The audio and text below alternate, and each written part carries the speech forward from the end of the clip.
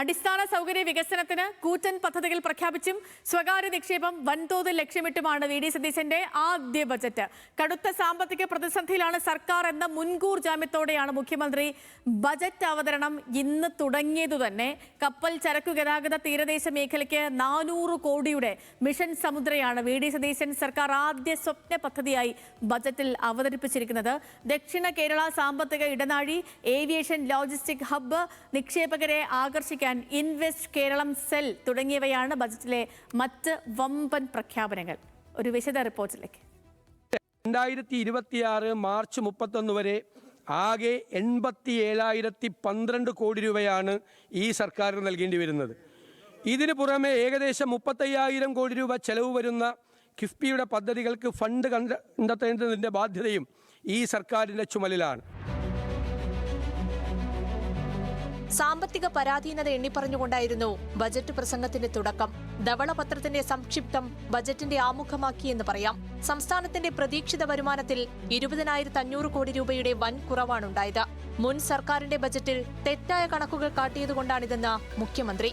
കിഫ്ബിയും social security കമ്പനിയുമടക്കം സർക്കാരിന്റെ ആകെ സാമ്പത്തിക ബാധ്യത 87,012 കോടി രൂപയാണെന്നും ആദ്യം തന്നെ പറഞ്ഞുവച്ചു. സാമ്പത്തിക പരാധീനതകൾക്കിടയിലും വമ്പൻ പദ്ധതികളാണ് മുഖ്യമന്ത്രി പ്രഖ്യാപിച്ചത്.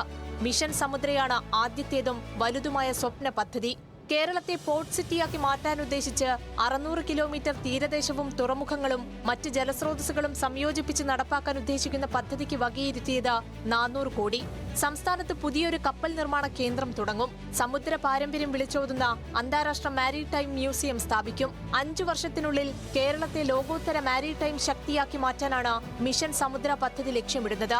5 വർഷത്തിനുള്ളിൽ കേരളത്തെ ലോക മാരിടൈം ഭൂപടത്തിൽ വൻ ശക്തിയായി ഉയർത്തുന്നതിനുള്ള പദ്ധതിയായ മിഷൻ സമുദ്ര നടപ്പിലാക്കും.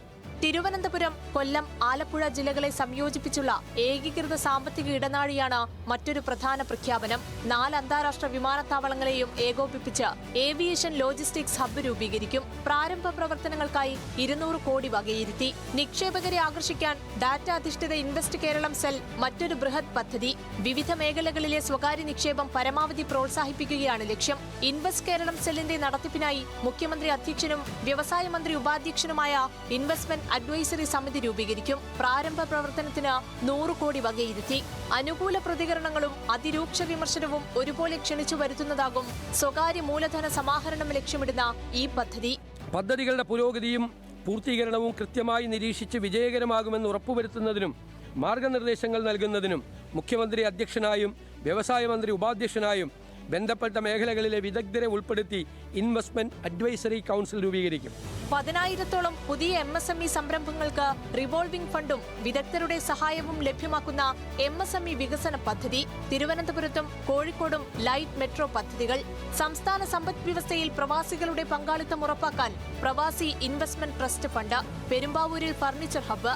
കൊച്ചിയെയും തൃശൂരിനെയും ചേർത്ത് ആഭരണ നിർമ്മാണ പാർക്ക്.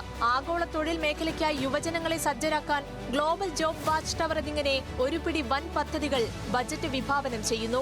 റബ്ബറിന്റെ താങ്ങുവില 200-ൽ നിന്നും 250 രൂപയായി വർദ്ധിപ്പിക്കും. 3 വർഷത്തിനുള്ളിൽ ക്ഷീരോത്പാദനം 1 കോടി ലിറ്ററാക്കും. നാളികേരത്തിന് പുതിയ സംഭരണ കേന്ദ്രങ്ങൾ തുടങ്ങുമെന്നിവ കാർഷിക മേഖലയ്ക്കുള്ള പ്രഖ്യാപനങ്ങളിൽ പ്രധാനം. മത്സ്യത്തൊഴിലാളികൾക്കുള്ള അപകട ഇൻഷുറൻസ് പുതുക്കും. രക്ഷാപ്രവർത്തനങ്ങൾക്ക് റെസ്ക്യൂ ബോട്ടുകൾ. വനിതകൾക്ക് മത്സ്യ വിപണനത്തിന് ഷീ സ്കൂട്ടറുകൾ അനുവദിക്കും. മണ്ണെണ്ണ സബ്സിഡി 75 രൂപയാക്കും. മലയോര മേഖലയിലെ പട്ടയ വിതരണ പ്രശ്നങ്ങൾ പരിഹരിക്കും. ഭൂമിയുടെ ലഭ്യതക്കുറവ് പരിഹരിക്കാൻ പഴയ ഭൂനിയമങ്ങൾ കാലാനുസൃതമായി പരിഷ്കരിക്കുന്ന ലാൻഡ് മാനേജ്മെന്റ് നയം രൂപീകരിക്കും. 2ാം ഭൂപരിഷ്കരണം എന്നാണ് മുഖ്യമന്ത്രി ഇതിനെ ബജറ്റിൽ വിശേഷിപ്പിച്ചത്. തെരഞ്ഞെടുപ്പ് വാഗ്ദാനമായിരുന്ന ഇന്ദിരാ ഗ്യാരണ്ടിയിലെ ഉമ്മൻചാണ്ടി ആരോഗ്യ ഇൻഷുറൻസ് നടപ്പാക്കാൻ പ്രാരംഭ നടപടികൾക്കായി 10 കോടി വകയിരുത്തി. എല്ലാ കുടുംബങ്ങൾക്കും 25 ലക്ഷം രൂപയുള്ള സൗജന്യ ഉമ്മൻചാണ്ടി ആരോഗ്യ ഇൻഷുറൻസ് പദ്ധതി നടപ്പിലാക്കും. ഇത് ഇന്ദിരാ ഗ്യാരണ്ടിയുടെ ഭാഗമാണ്. ഇതിന്റെ പ്രാരംഭ ചെലവുകൾക്കായി 10 കോടി രൂപ വകയിരുത്തുന്നു. തിരുവനന്തപുരത്ത് 2ാമതൊരു മെഡിക്കൽ കോളേജ്, ഹരിപ്പാട് പുതിയ മെഡിക്കൽ കോളേജ് എന്നിവ ആരോഗ്യ മേഖലയിലെ പ്രധാന വാഗ്ദാനങ്ങൾ. ഒപ്പം കാരുണ്യ ആരോഗ്യ സുരക്ഷാ പദ്ധതിയിലെ കുടിശ്ശിക തീർക്കുമെന്നും പ്രഖ്യാപനം. കാസർഗോഡ്, ഇടുക്കി, വയനാട്, മഞ്ചേരി മെഡിക്കൽ കോളേജുകളിലെ അവസ്ഥ ഇപ്പോഴും ശോചനീയമായി തുടരുകയാണ്. ഇവിടങ്ങളിൽ അടിസ്ഥാന സൗകര്യങ്ങൾ, ജീവനക്കാർ, ഉപകരണങ്ങൾ എന്നിവ മെച്ചപ്പെടുത്തുന്നതിനുള്ള നടപടികൾ സ്വീകരിക്കും. അതുപോലെ തിരുവനന്തപുരത്തെ 2ാം മെഡിക്കൽ കോളേജ് പ്രവർത്തനക്ഷമമാക്കും. ഹരിപ്പാട് ഒരു പുതിയ മെഡിക്കൽ കോളേജ് സ്ഥാപിക്കും. കാരുണ്യ ആരോഗ്യ സുരക്ഷാ പദ്ധതിയിലെ കുടിശ്ശിക ഘട്ടം ഘട്ടമായി തീർത്ത് പദ്ധതിയുടെ കാര്യക്ഷമത ഉറപ്പുവരുത്തും.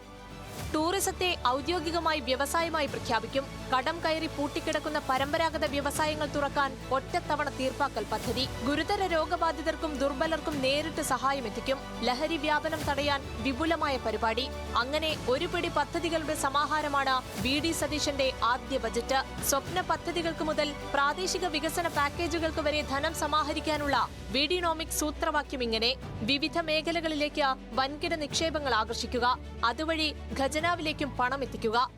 സഹാനുഭൂതിയുള്ള ഭരണം, ഗവേണൻസ് വിത്ത് എമ്പതി കാഴ്ചവെച്ചുകൊണ്ട് ഭാവി തലമുറയ്ക്ക് അഭിമാനത്തോടെയും ആത്മവിശ്വാസത്തോടെയും സ്വായത്തമാക്കാവുന്ന ഒരു പുതുയുഗ വികസിത കേരളം നമുക്ക് ഒരുമിച്ച് സൃഷ്ടിക്കാം. News desk, news Malayalam.